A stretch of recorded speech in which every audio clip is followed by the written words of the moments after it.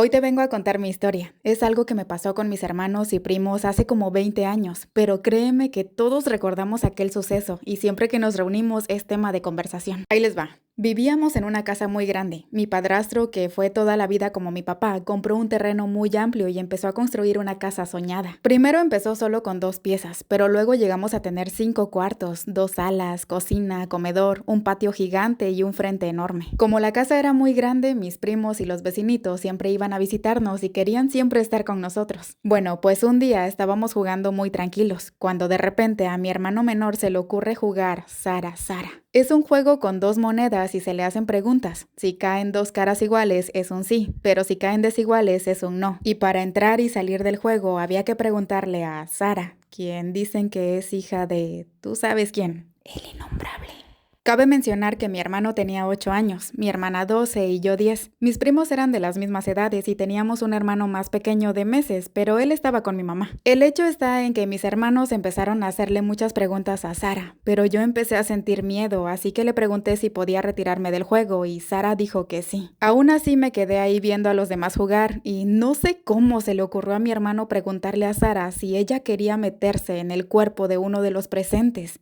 Y ella dijo que sí. No, hombre, ya se imaginarán cómo todos nos espantamos horrible. Mis hermanos empezaron a preguntar si podían terminar el juego y ella siempre respondía que no. Nos asustamos tanto y en una de esas mis hermanos agarraron las monedas y las lanzaron al monte. Grave error.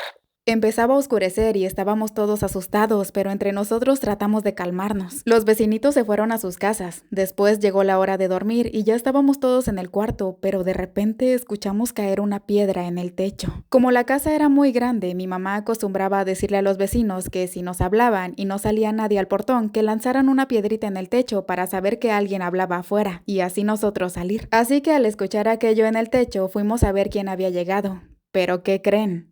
No era nadie. Pensamos que quizás se cansaron de esperar y se fueron, pero pasaron unos 5 minutos y de nuevo pasó lo mismo. Salimos otra vez y nada, no era nadie. Nosotros empezábamos a sospechar que era a causa de aquel juego con Sara, pero teníamos miedo de decirle a mi mamá porque ella siempre nos decía que ni se nos ocurriera jugar con eso, ya que ella de niña vivió una experiencia muy fea, pero obviamente como niños rebeldes no le hicimos caso. Esa misma noche lo de la piedra se repitió varias veces, a tal punto que llegó a parecer como lluvia de piedras. Se escuchaba horrible. Hasta mi mamá estaba muy sorprendida. No sabía qué pasaba. Rato después llegó mi papá a la casa y todo se calmó. Al otro día mi hermano subió al techo a ver las piedras porque por el sonido que se escuchó debían haber muchísimas piedras en el techo. Pero para sorpresa nuestra, no había nada. A lo mucho habían unas 5 piedritas y seguramente eran antiguas. Mis hermanos fueron rápidamente a buscar las monedas que habían tirado al monte, pero no las encontraron. No tuvimos otra opción que contarle a mi mamá lo que había pasado y soportar tremendo regaño. Desde aquel día se empezaron a escuchar cosas raras en la casa y a suceder también. Mi hermana y yo amanecíamos con moretones, como si nos hubieran apretado muy fuerte. Mi hermanito menor lloraba sin razón aparente. Nunca más quisimos quedarnos solos en casa.